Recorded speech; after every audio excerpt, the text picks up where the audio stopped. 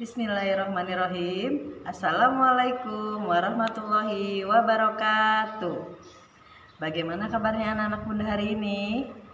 Alhamdulillah, semoga kita semua dalam keadaan sehat walafiat. Amin ya robbal alamin.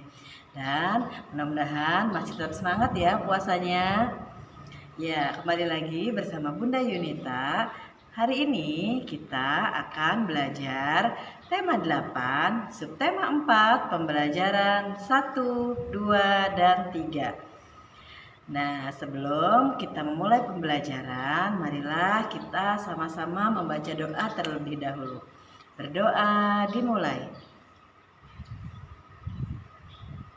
Berdoa selesai. Ya, sekarang anak-anak bunda silahkan disiapkan buku tema 8. Anak-anak bunda sekarang silahkan dibuka buku tema 8 halaman 156 tentang bencana alam. Kadang-kadang terjadi sesuatu yang tidak kita inginkan. Bencana alam adalah salah satu contohnya. Bencana alam disebabkan oleh peristiwa alam. Bencana alam seperti gempa bumi dan angin topan. Namun, bencana alam juga terjadi karena ulah manusia, seperti banjir dan tanah longsor. Manusia menebang pohon sembarangan. Manusia membuang sampah pun sembarangan. Akibatnya terjadi banjir dan tanah longsor. Selanjutnya dibuka halaman 157. Saat di rumah, Siti mendengar berita dari radio, berita tentang bencana alam. Bencana alam di Desa Sukamaju. Bencana alam di Desa Sukamaju. Angin topan melanda Desa Sukamaju. Angin topan bertiup kencang. Rumah-rumah roboh dan atapnya terbang terbawa angin. Penduduk terpaksa mengungsi ke balai desa. Banyak bantuan datang ke Desa Sukamaju. Ada yang mendirikan tenda dan membagikan selimut. Ada juga yang menyumbangkan makanan. Penduduk Desa Sukamaju mengucapkan terima kasih. Mereka berterima kasih atas bantuan tenda untuk tidur. Mereka berterima kasih sudah mendapatkan selimut. Mereka juga berterima kasih untuk bantuan makanan. Setelah mendengar berita, Siti mengajak teman-teman berkumpul. Mereka berkumpul di rumah Siti. Siti menceritakan tentang berita bencana alam, bencana yang menimpa Desa Sukamaju.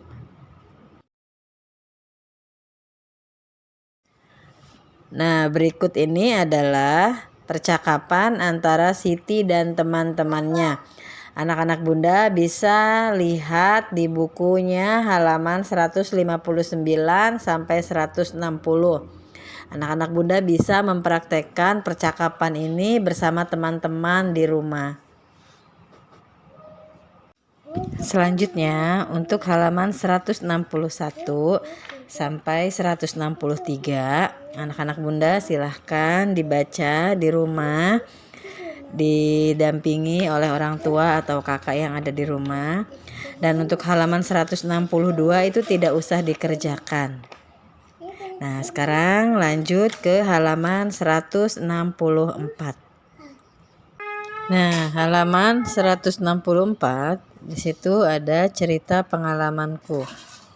Sore hari, Beni dan teman-teman berkumpul kembali. Mereka berkumpul di rumah Udin. Beni menceritakan pengalamannya di rumah. Pengalaman bekerja sama untuk membantu korban bencana alam. Apa pengalamanmu saat bekerja sama di rumah? Ceritakan di depan teman-temanmu, lakukan secara bergantian. Nah, nanti kalau kita sudah masuk, nanti kita coba di depan menceritakan pengalamannya. Sekarang kita lanjutkan ke halaman 168, pembelajaran 2. Ayo membaca, aktivitas air. Udin dan teman-teman berada di kolam renang. Mereka sedang melakukan aktivitas air. Mereka berdiri dua-dua berjajar ke samping. Mereka berdiri sambil berpegangan tangan. Teman yang berdiri di sisi kolam renang memegang pinggir kolam. Lalu mereka berjalan di dalam air mengelilingi kolam, menjaga keselamatan saat di dalam kolam. Dapatkah kamu berjalan di dalam air? Berhati-hatilah saat berjalan di dalam kolam. Mintalah orang dewasa menemanimu. Pegang pinggiran kolam agar tetap selamat saat beraktivitas di air. Selanjutnya, dibuka halaman 169. Ayo membaca. Bacalah berita tentang bencana banjir di bawah ini. Bencana banjir. Banjir menggenangi rumah dan sawah. Penduduk mengungsi ke tempat yang aman. Mereka membawa sedikit persediaan makanan dan pakaian. Setelah beberapa hari, persediaan akan habis. Persediaan air bersih tidak cukup. Penyakit pun menyerang. Syukurlah bantuan segera datang. Makanan, pakaian, dan air bersih sudah tersedia. Dokter siap menolong, lengkap dengan obat-obatannya. Nah, sudahkah kamu membaca teks bacaan banjir? Ajak temanmu membaca bersama. Membuat kelompok lalu diskusikan. Tunjukkan ungkapan terima kasih berdasarkan teks itu. Teman yang lain akan menanggapi ungkapanmu. Nah, nanti ini kita akan praktekannya kalau kita sudah masuk di sekolah. Nanti kita praktekkan, kita bagi kelompok, kemudian kita diskusikan bersama. Sekarang kita lanjutkan ke halaman 171. Pembelajaran 3. Ayo bermain peran. Lani dan teman-teman sedang bermain bersama. Mereka bermain di halaman sekolah. Lani mengajak teman-teman bermain peran tentang kejadian alam yang ada di sekitar. Peran apakah yang akan mereka mainkan? Mari kita perhatikan percakapan Lani dan teman-teman. Anak-anak Bunda, sekarang coba perhatikan halaman 171 sampai 173. Nah, itu adalah contoh percakapan antara Lani dan teman-temannya. Nah, lakukan bersama teman-temanmu, lakukan secara berkelompok. Nah, nanti ketika kita masuk, kita membuat kelompok, kemudian melakukan percakapan bersama teman-teman. Selanjutnya dibuka halaman sebelumnya, halaman 174. Ayo berdiskusi. Suhu panas dan suhu dingin.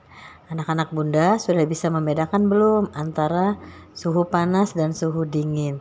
Nah, biasanya suhu panas itu kita rasakan di siang hari, dan biasanya suhu dingin itu bisa dirasakan pada malam hari. Tetapi di siang hari pun kita bisa merasakan suhu dingin ketika turun hujan. Nah, sekarang ada cerita antara Lani dan Edo. Suhu panas dan suhu dingin.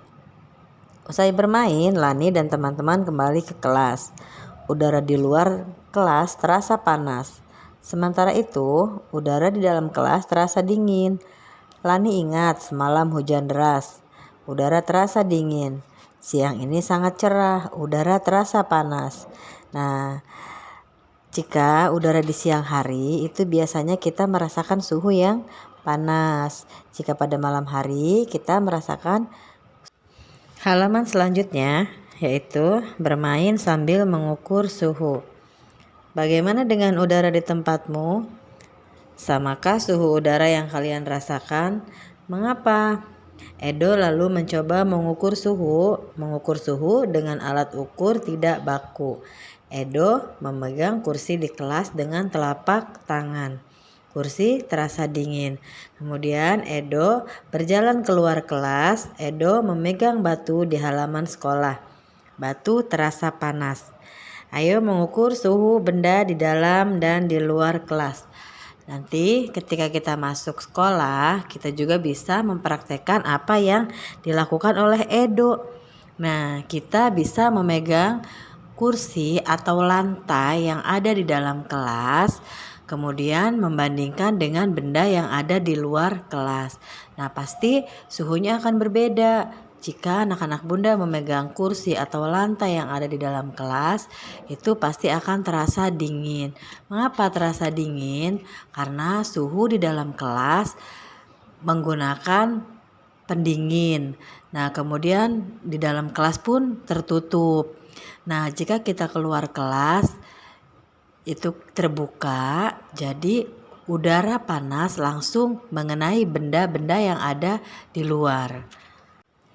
Selanjutnya kita ke halaman 178.